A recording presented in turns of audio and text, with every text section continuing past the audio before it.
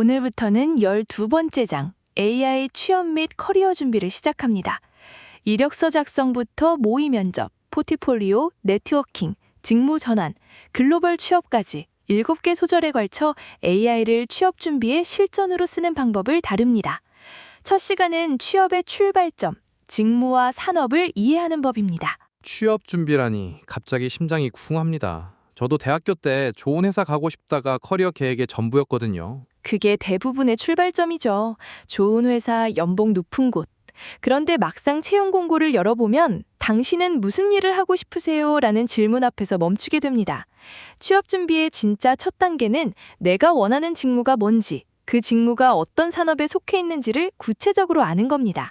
직무를 구체적으로 안다는 게 어떤 뜻인가요? 마케팅 하고 싶다. 이 정도면 부족한 건가요? 마케팅이라고 해도 그 안에 브랜드 마케팅, 퍼포먼스 마케팅, 콘텐츠 마케팅 등 세부 갈래가 다릅니다.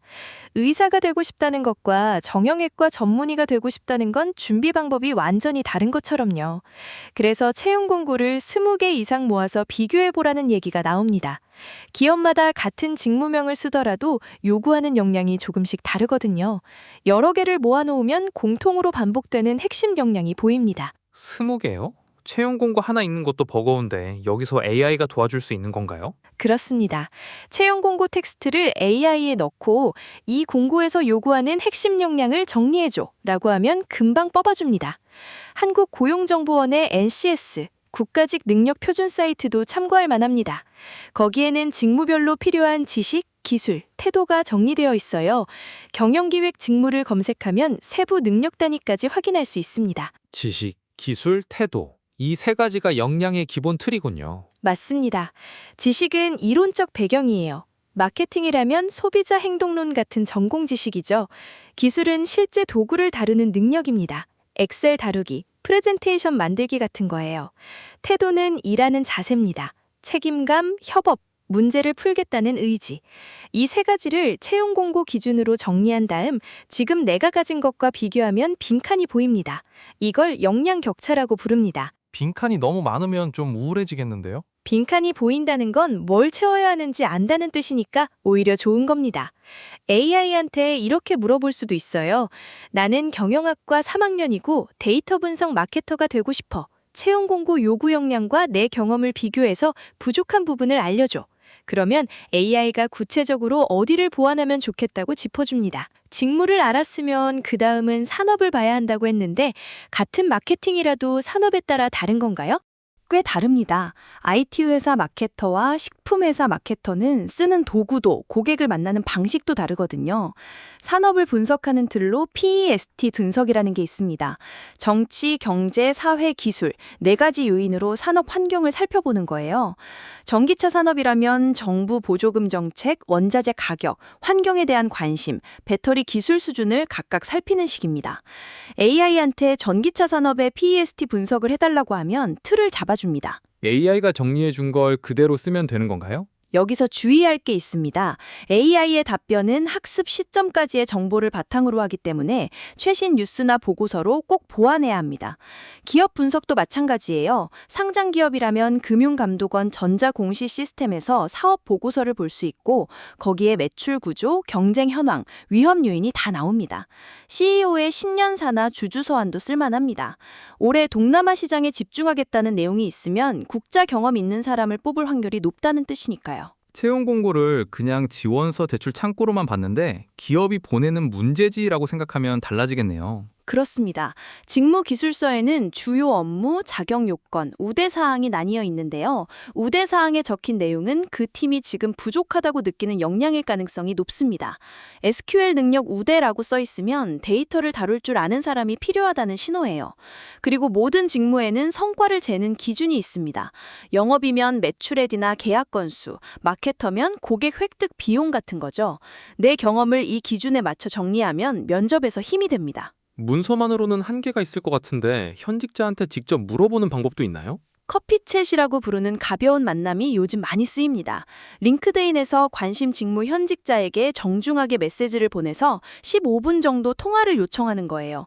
이때 팁이 하나 있는데 어떤 일을 하세요? 같은 넓은 질문보다 이 직무에서 제일 많이 쓰는 도구가 뭔가요? 처럼 구체적으로 물어야 상대도 답하기 편합니다. AI가 직업 자체를 바꾸고 있다는 얘기도 빠질 수 없겠죠? AI가 직무를 통째로 없애기보다는 업무 일부를 자동화해서 직무의 성격을 바꾸고 있습니다. 마케터를 예로 들면 예전에는 광고 문구 쓰고 이미지 만드는 데 시간이 많이 갔는데 이제 AI가 초안을 빨리 만들어주니까 사람은 전략과 성과 분석에 집중하게 된 거죠. 프롬프트 엔지니어, AI 윤리 전문가, 데이터 라벨러처럼 전에 없던 직종도 생기고 있고요. 그러면 어떤 분야를 전공하든 AI를 쓸 줄 알아야 한다는 건가요? 그렇습니다. 법률에 리걸 테크를 결합한 변호사, 의료에 데이터 분석을 더한 헬스케어 전문가처럼 자기 전공에 AI 능력을 붙인 융합형 인재가 눈에 띄고 있습니다. 전공이 무엇이든 AI를 업무에 쓸 수 있는 능력은 이제 선택이 아니라 기본이 되어가고 있어요. 오늘 내용을 정리하면 채용 공고 분석, 역량 격차 파악, 산업 리서치, 현직자 대화 이 4단계를 AI와 함께 밟으면 직무와 산업 이해의 첫걸음이 한결 가벼워집니다. 이력서 쓸 때마다 느끼는 건데요. 저는 매번 같은 이력서를 10군데, 20군데 뿌려요. 그게 편하잖아요. 편한 건 본인이고 채용 담당자는 그 이력서를 평균 10초 봅니다. 10초요. 컵라면 뚜껑도 안 열었는데 끝나는 시간이에요. 그래서 이력서 상단이 승부처입니다. 이름 바로 아래에 자신을 한 문장으로 정의하는 헤드라인을 넣으세요. 데이터 분석을 기반으로 마케팅 성과를 개선하는 퍼포먼스 마케터. 이런 식으로요. 내가 누구인지 10초 안에 읽히게 하는 겁니다. 저는 헤드라인 자리에 이메일이랑 전화번호만 빼곡했는데 그게 문제였군요. 항목 순서도 지원하는 직무에 따라 바꿔야 합니다. 신입이면 학력보다 프로젝트 경험이나 대외 활동을 위에 놓는 게 유리하고요. 경력직이면 가장 최근 성과를 맨 위에 배치하세요. 직무와 관계없는 아르바이트 경험 같은 건 과감히 빼는 게 낫습니다. 요즘 큰 기업들은 이력서를 사람이 아니라 컴퓨터가 먼저 읽는다면서요. 맞습니다. ATS라고 하는 지원자 추적 시스템인데요. 이력서에 있는 키워드를 분석해서 채용 공고 요구사항과 얼마나 맞는지 점수를 매깁니다. 채용 공고에 협업, 데이터 분석, 기획 같은 단어가 자주 나온다면 그 단어들이 이력서에도 자연스럽게 들어가야 해요. AI한테 이 채용 공고와 내 이력서를 비교해서 빠진 키워드를 알려달라고 하면 보완할 부분을 금방 찾을 수 있거든요. 컴퓨터 심사위원 앞에서 먼저 합격해야 사람 심사위원을 만날 수 있는 거네요. 오디션이 2번인 셈이군요. 이제 경험을 어떻게 쓰느냐 얘기를 해볼게요. 열심히 했습니다. 좋은 결과를 얻었습니다. 이런 문장은 설득력이 약합니다. 스타 기법이라는 게 있어요. 상황, 과제, 행동, 결과. 4가지를 순서대로 쓰는 겁니다. 예를 들어 블로그 방문자가 늘었다. 이렇게 쓰면 밋밋하잖아요. 검색 최적화를 해서 블로그 월간 방문자를 1000명에서 3500명으로 250% 늘렸다. 이렇게 숫자로 보여줘야 합니다. 팀 프로젝트였다면 본인이 뭘 했는지도 꼭 써야 해요. 팀원들과 협력하여 프로젝트를 완수했습니다. 딱 이렇게 쓴 적 있는데 그러면 제가 뭘 한 건지 모르겠죠. 자기소개서 지원 동기도 중요한데요. 귀사의 발전 가능성의 매력을 느꼈습니다. 이건 어느 회사에나 복사해서 넣을 수 있는 문장이에요. 진정성이 안 느껴집니다. 그 회사가 지금 뭘 하고 있는지 파악하고 내 경험이 거기에 어떻게 맞는지를 연결해야 합니다. 입사 후 열심히 배우겠습니다. 이것도 조심해야 할 표현입니다. 기업은 배울 사람이 아니라 기여할 사람을 뽑거든요. 입사 후 석 달 안에 고객 데이터를 분석해서 세그먼트를 재정의하겠다. 이런 식으로 구체적인 계획을 보여주세요. AI한테 초안을 맡기면 편할 것 같은데 그대로 내도 되나요? AI한테 내 경험을 말하고 지원 동기 초안을 만들어 달라고 할 수 있어요. 면접관 관점에서 평가해 달라고 하면 피드백도 받을 수 있고요. 그런데 AI가 만든 문장을 그대로 쓰면 안 됩니다. 꼭 자기 목소리로 다시 써야 해요. 합격하는 자기소개서는 한 번에 안 나옵니다. 소리내어 읽어보고 선배한테도 보여주고 여러 번 고쳐야 됩니다. 여기서 우리 음악 듣고 와서 계속하죠. 이 방송은 김경진 변호사가 제공하는 방송입니다.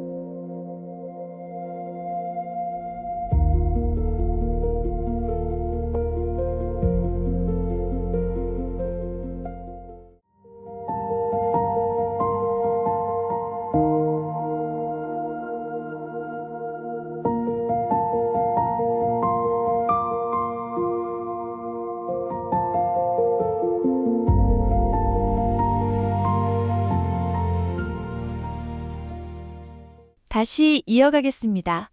방금 들은 음악처럼 인공지능도 잠깐 쉬었다가 보면 더 또렷하게 보입니다. 서류 전형을 통과하면 그 다음은 면접이죠. 이력서가 아무리 멋져도 면접에서 그걸 말로 풀어내지 못하면 합격이 어렵습니다. 오늘은 AI를 면접 준비 파트너로 쓰는 방법을 이야기해 볼게요. 면접이요? 저는 거울 앞에서 연습하다가 제 표정 보고 스스로 탈락시킨 적이 있습니다. 그 정도면 자기 객관화는 되신 거네요. 면접 질문이 무작위로 나온다고 생각하시는 분 많은데 사실 크게 4가지 유형으로 나뉩니다. 과거 경험을 확인하는 경험 검증 질문, 문제 해결 능력을 보는 역량 검증 질문, 왜 이 회사인지 묻는 동기 질문, 그리고 가상 상황을 던져주는 상황 판단 질문이에요. 유형을 알면 뭐가 달라지나요? AI한테 채용 공고랑 자기소개서를 넣고 이 직무 면접 예상 질문 20개 만들어달라고 하면 맞춤형 질문이 나옵니다. 자기소개서에 팀 프로젝트를 이끌었다고 적었다면 팀원 중 참여도 낮은 사람은 어떻게 대했느냐는 꼬리 질문까지 뽑아줘요. 혼자서는 놓치기 쉬운 지점이죠. 답변은 어떤 식으로 만드는 게 좋을까요? 프랩 기법이라고 불리는 구조가 있어요. 요점부터 말하고 이유를 설명하고 구체적 사례를 들고 다시 요점으로 마무리하는 겁니다. 라면 끓일 때 면부터 넣는 거랑 비슷해요. 핵심부터 꺼내놓고 나머지를 쌓는 거죠. 답변은 한 질문당 1분에서 2분 안에 끝내는 연습을 해야 합니다. 길어지면 핵심이 흐려지거든요. 면접 종류도 여러 가지잖아요. 발표 면접이라든지 토론 면접이라든지. 맞습니다. 인성 면접은 대화가 통하는 사람인지 보는 자리예요. AI한테 IT 기업 인사 담당자 역할을 맡기고 마케팅 직무 면접을 진행해 달라고 하면 질문을 계속 던져줍니다. 답변을 마친 뒤에 방금 내 답변 평가해 달라고 하면 피드백도 받을 수 있어요. 외운 답을 읊는 것보다 면접관 눈을 보면서 자연스럽게 대화하는 게 핵심입니다. 발표 면접은 현장에서 30분 주고 자료 만들라는 거 아닌가요? 생각만 해도 손이 떨립니다. 발표 면접에서는 논리 구조가 전부예요. 현황 분석하고 문제를 뽑아내고 해결 방안 제시하고 기대 효과와 실행 계획 순서로 가면 됩니다. 화려한 디자인보다 핵심 키워드랑 흐름도가 낮고요. 발표 뒤 질의응답에서 모르는 건 솔직히 인정하되 추가 조사 후 보완하겠다는 태도를 보이면 오히려 좋은 점수를 받습니다. 토론 면접은 이기는 게 목적이 아닙니다. 상대 의견을 먼저 요약해주고 거기에 자기 생각을 얹으면 경청하는 사람이라는 인상을 줘요. 논의가 과열될 때 정리해주는 사람이 높은 점수를 받습니다. 압박 질문이 제일 무섭습니다. 학점이 왜 이렇게 낮냐고 물어보면 머릿속이 하얘져요. 압박 질문은 지원자를 괴롭히라는 게 아니라 스트레스 상황에서 감정을 조절하는 능력을 보는 겁니다. 대응 공식이 있어요. 사실을 인정하고 배경을 짧게 설명하고 거기서 뭘 배워서 어떻게 바뀌었는지 말하는 거예요. 학점이 낮은 건 사실이지만 그 시기에 창업 동아리에 몰입했고 그 실패로 시간 관리를 배워서 이후 인턴십에서 좋은 평가를 받았다. 이런 식이죠. 서울에 커피숍이 몇 개냐 같은 황당한 질문은요? 그건 페르미 추정이라고 해서 정답을 원하는 게 아니라 추론 과정을 보는 겁니다. 서울 인구가 약 1,000만 명이고 동네마다 10개에서 20개쯤 있다고 가정하면 이런 식으로 논리를 세워나가면 돼요. 계산기 시험이 아니라 생각의 경로를 보여주는 시험인 셈이죠. 연습은 어떻게 하는 게 좋을까요? 스마트폰으로 모의 면접 모습을 녹화해서 보세요. 고통스럽지만 효과는 확실합니다. 다리를 떠는지 시선을 피하는지, 같은 추임새를 쓰는지 눈에 보이거든요. AI한테 답변 텍스트를 넣고 문제점을 지적해달라고 하면 논리 구조나 구체성도 점검받을 수 있습니다. 같은 질문에 여러 버전 답변을 만들어두면 후속 질문에도 유연하게 대처할 수 있고요. 머릿속으로 아는 거랑 입으로 말하는 건 정말 다르더라고요. 그렇죠. 소리내서 여러 번 말해봐야 실제 면접에서 자연스럽게 나옵니다. AI가 면접관 역할, 피드백 역할, 예상 질문 생성까지 해주니까 혼자서도 꽤 짜임새 있는 연습이 가능해요. 다음 시간에는 포트폴리오 제작과 개인 브랜딩 이야기를 해보겠습니다. 저는 이력서도 겨우 쓰는데 포트폴리오까지 만들라니요. 솔직히 보여줄 게 있어야 만들죠. 그 마음 이해합니다. 그런데 이력서가 할 수 있습니다 라고 말하는 문서라면 포트폴리오는 이렇게 해봤습니다 라고 보여주는 증거물이에요.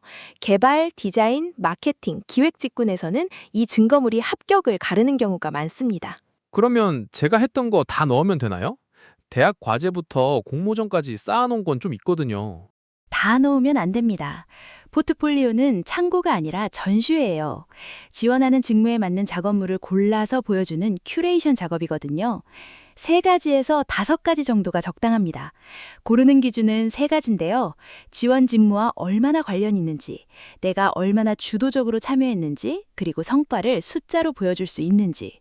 직무마다 강조할 게 다를 것 같은데 예를 들면 어떤 차이가 있나요? 개발자라면 코드 자체보다 왜 이 기술을 골랐는지, 어떤 문제를 풀었는지가 중요합니다.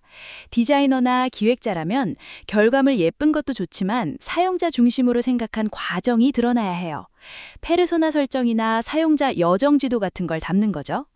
마케터는 숫자로 말해야 합니다.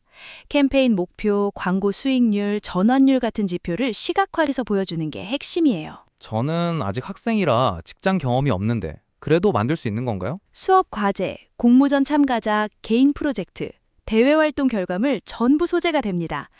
핵심은 결과물을 나열하는 게 아니라 그 과정에서 뭘 배웠고 어떤 역량을 길렀는지 설명하는 거예요. 케이스 스터디 형식으로 정리하면 좋습니다. 개요, 배경과 문제, 해결 과정, 결과, 그리고 회고까지 하나의 이야기로 만드는 거죠. 실패한 프로젝트는요? 솔직히 공모전 나갔다가 떨어진 것도 있거든요. 그건 빼야겠죠? 오히려 넣을 수도 있어요. 처음 가설이 틀렸다는 걸 데이터로 확인하고 방향을 바꿔서 다시 시도했다. 이런 회고가 있으면 면접관 입장에서 오히려 좋은 인상을 받거든요. 실패 자체가 아니라 거기서 뭘 배웠느냐가 중요한 겁니다. 그러면 포트폴리오 말고 블로그나 SNS도 관리해야 하나요? 채용 담당자가 그런 것까지 본다고 들었는데. 봅니다. 포트폴리오가 완성된 작품을 보여준다면 블로그와 SNS는 성장하는 과정을 보여주는 채널이에요. 기술 블로그에 오늘 배운 것, 프로젝트 중 만난 오류와 해결 과정을 기록하면 됩니다. 글이 완벽하지 않아도 괜찮아요. 꾸준히 쓰는 습관 자체가 성실함을 증명하거든요. 링크드인은 어떤가요? 주변에서 프로필 만들어두라고 하던데 뭘 써야 할지 모르겠어요. 링크드인은 전 세계 채용 담당자들이 인재를 찾는 곳이에요. 헤드라인에 그냥 취업 준비생이라고 적으면 안 됩니다. 데이터 분석으로 마케팅 문제를 푸는 주미어 마케터, 이런 식으로 내가 줄 수 있는 가치를 써야 해요. 그리고 블로그든 SNS든 관심 분야를 하나둘 정도로 좁혀서 꾸준히 쓰면 이 주제 하면 저 사람이라는 인식이 만들어집니다. 포트폴리오를 어디에 올리느냐도 중요할 것 같은데요. 노션으로 만드는 사람이 많더라고요. 노션은 링크 공유가 쉽고 실시간 수정이 되니까 편리합니다.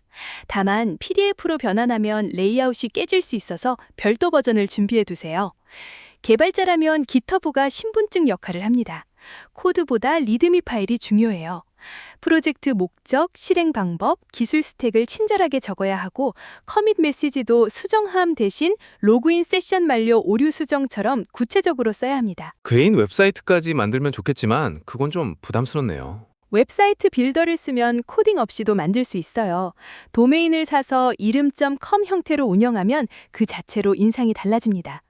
구글 애널리틱스를 연동해서 방문자 데이터를 분석한 경험까지 담으면 마케터나 데이터 분석가로서 추가 점수를 받을 수 있고요. 정리하면 포트폴리오는 증거, 블로그는 과정, 플랫폼은 포장입니다. 이 3가지를 갖추면 이력서만으로는 전달 못하는 자기 자신을 보여줄 수 있어요. 여기서 우리 음악 듣고 와서 계속하죠. 이 방송은 김경진 변호사가 제공하는 방송입니다.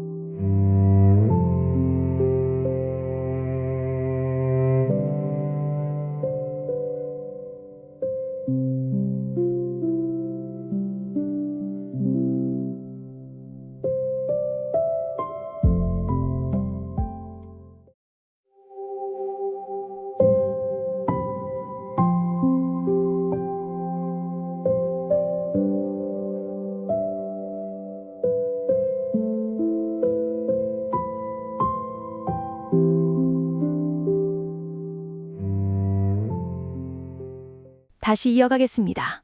방금 들은 음악처럼 인공지능도 잠깐 쉬었다가 보면 더 또렷하게 보입니다. 이번 순서에서는 네트워킹과 커버레터 작성 이야기를 해볼게요. 채용 공고에 나오는 자리만 있는 게 아니거든요.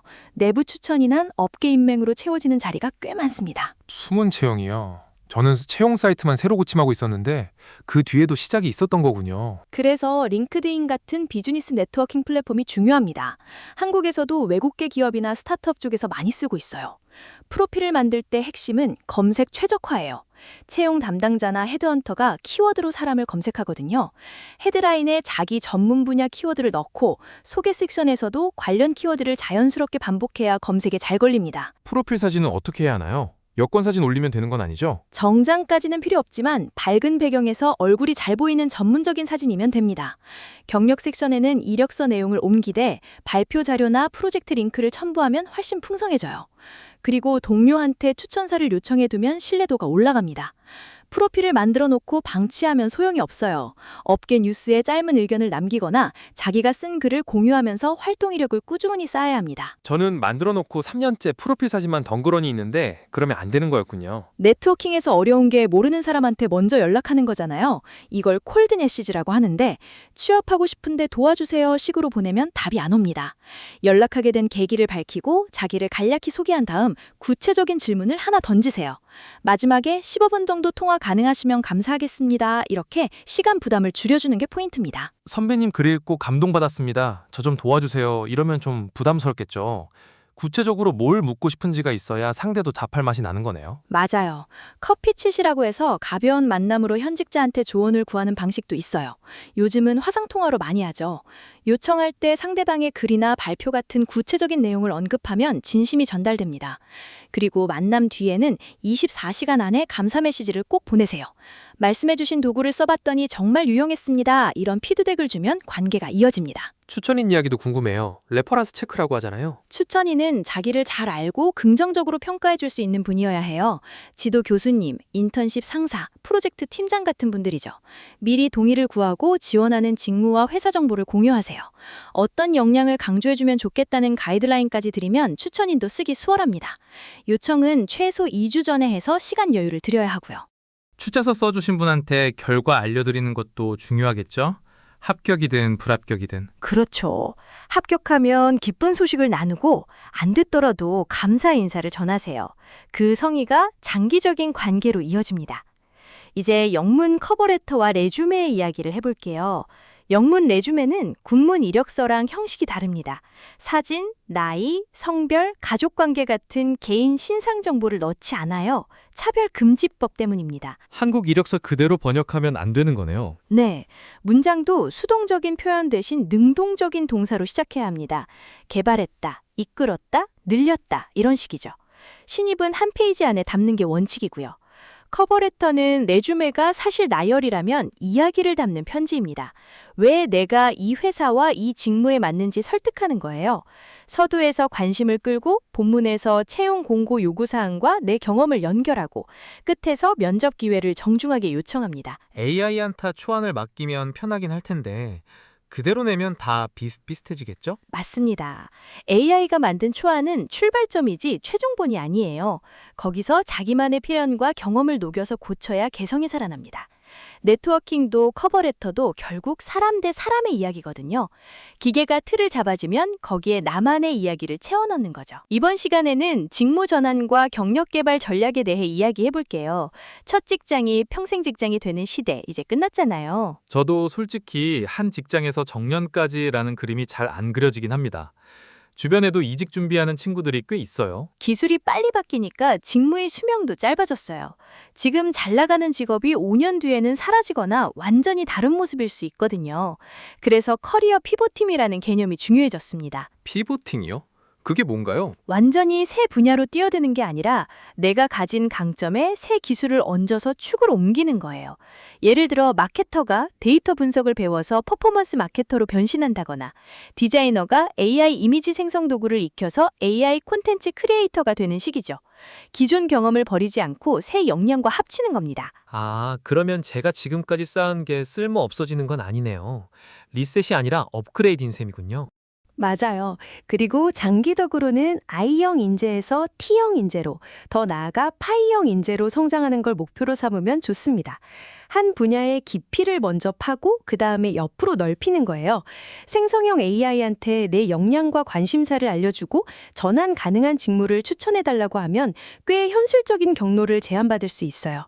목표 직무를 정했다 치면 그 다음에는 뭘 해야 하나요? 솔직히 배워야 할 게 많아 보여서 막막하거든요. 스킬 갭 분석을 해야 합니다. 목표 직무에 필요한 역량과 지금 내 역량 사이의 차이를 파악하는 거예요. 여기서 업스킬링과 리스킬링이라는 말이 나오는데요. 업스킬링은 지금 하는 일을 더 잘하려고 기술을 올리는 거고, 리스킬링은 아예 다른 직무로 가려고 새 기술을 배우는 겁니다. 엑셀로 데이터 만지던 사람이 파이썬을 배우면 업스킬링이고 영업하던 사람이 개발 부트캠프 가면 리스킬링인 거네요. 저는 둘 다 해야 할 것 같은 느낌인데요. 코세라, 유다시티, 에드엑스 같은 온라인 공개 강좌 플랫폼에서 세계 유명 대학 강의를 들을 수 있고 수료증을 따면 학습 의지를 증명하는 데 쓸 수 있어요. 국내에는 내일 배움차들을 쓴 국비 지원 교육도 있고요. 학습 계획은 주 단위로 세우되 강의 듣기 같은 인풋과 프로젝트 같은 아웃풋의 비율을 3대 7 정도로 잡는 게 좋습니다. 3대 7이요. 배우는 것보다 써먹는 쪽이 훨씬 많아야 한다는 거군요. 저는 강의만 끝없이 들으면서 공부한 기분만 내고 있었는데 반성이 됩니다. 실전 경험을 쌓는 방법으로 프리랜서 활동이나 사이드 프로젝트도 있어요. 크몽이나 숨고 같은 국내 재능 마켓, 업워크나 파이버 같은 해외 플랫폼에서 번역, 디자인, 데이터 분석 일감을 받을 수 있거든요. 처음엔 낮은 가격으로 시작해서 리뷰를 쌓고 점차 단가를 올리는 방식이에요. 돈보다 포트폴리오를 쌓는 게 먼저라는 거죠?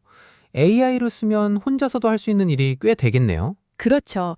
AI로 블로그 글 초안 잡고 검수하는 컨텐츠 대행, AI 이미지 도우미로 디자인 작업, AI 코딩 도우미로 자동화 스크립트 만드는 것까지 자기 전문 분야의 AI를 결합하면 경쟁력이 생깁니다. 그리고 마지막으로 평생 학습 이야기를 안 할 수가 없는데요. 기술 블로그나 뉴스레터를 구독해서 아침에 10분만 읽는 습관, 사내 교육비 지원 제도 챙기기, 스터디 그룹이나 커뮤니티 참여, 이런 게 쌓이면 학습 민첩성이라는 역량이 됩니다. 혼자 공부하면 금방 지치는데 같이 하면 오래 간다는 거 공감합니다. 오늘 내용 정리하면 피보팅으로 방향 잡고 스킬 갭 메우고 작게라도 실전 경험 쌓고 계속 배우라는 거네요. 잘 들었습니다. 여기서 우리 음악 듣고 와서 계속하죠. 이 방송은 김경진 변호사가 제공하는 방송입니다.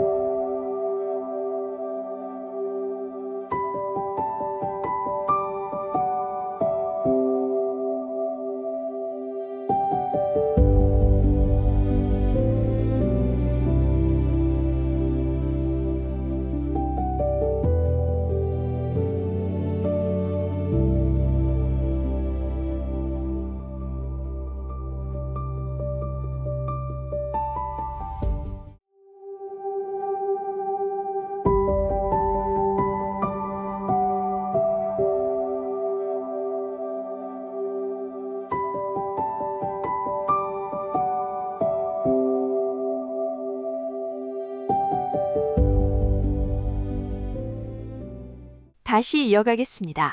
방금 들은 음악처럼 인공지능도 잠깐 쉬었다가 보면 더 또렷하게 보입니다. 이번 소절은 글로벌 취업 준비입니다. 한국 시장만 바라볼 필요 없다는 이야기인데요. AI와 IT 기술은 국경이 없잖아요. 언어 장벽만 넘으면 해외에서 더 큰 기회를 만날 수 있고, 요즘은 원격 근무가 퍼지면서 한국에 살면서 해외 기업에 다니는 것도 가능해졌습니다. 한국에 앉아서 미국 회사 월급 받는 거요? 그거 제 친구 중에 한 명이 실제로 그렇게 일하는데 퇴근 시간이 새벽 2시라서 야행성이 뒀더라고요. 시차 문제는 분명 있죠. 그래도 선택지가 넓어진 건 사실이니까요. 먼저 해외 취업 시장을 지역별로 살펴볼게요. 미국은 IT 산업의 중심지입니다. 학위보다 코딩 테스트 결과와 기터브 프로젝트 경험을 봐요. 실력 중심이라는 거죠. 연봉이 높은 대신 취업 비자 받기가 까다롭습니다. 캐나다는 어떤가요? 미국보다 비자가 쉽다는 말을 들은 적 있는데요. 맞습니다. 캐나다는 익스프레스 엔트리 같은 이민 프로그램이 있어서 영주권까지 갈 수 있는 길이 열려 있어요. 유럽 쪽도 볼까요? 독일, 베를린, 네덜란드 암스테르담이 테크허브로 떠오르고 있고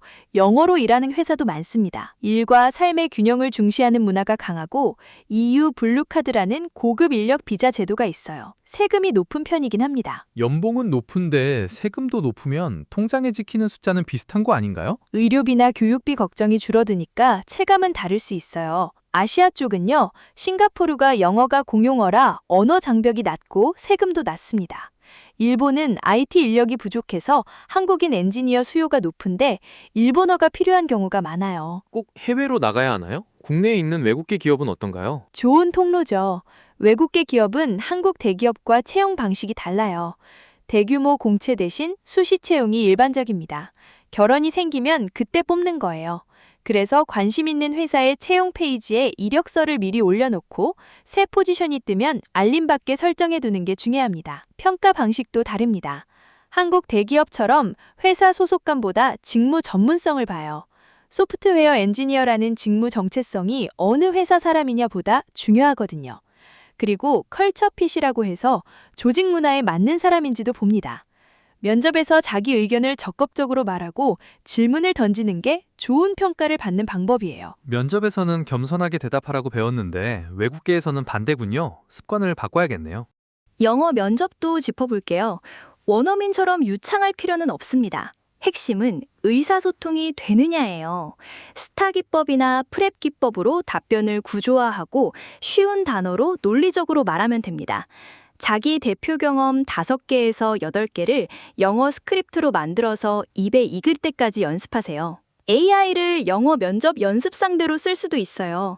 음성 모드가 되는 AI 도구에 기술 기업 면접관 역할을 맡기면 실제 대화하듯 연습이 됩니다. 답변 뒤에 피드백을 요청하면 어디를 고치면 좋을지 알려줘요. 새벽에 혼자 AI랑 영어 면접 연습하는 모습. 좀 외롭긴 한데 효과는 있겠네요. 비자 이야기도 해야죠. 실력이 아무리 좋아도 비자 없이는 해당 나라에서 일을 못합니다.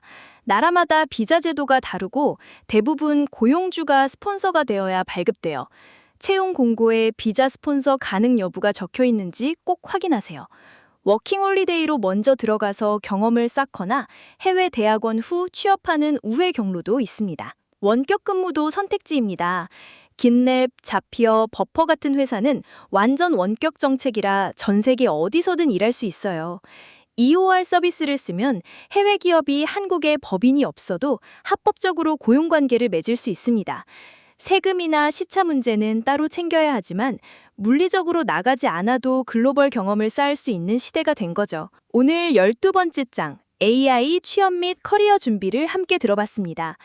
직무를 분석하고 이력서를 다듬고 면접을 연습하고 포트폴리오를 만들고 네트워크를 넓히고 경력 전환을 설계하고 글로벌 시장까지 살펴봤어요.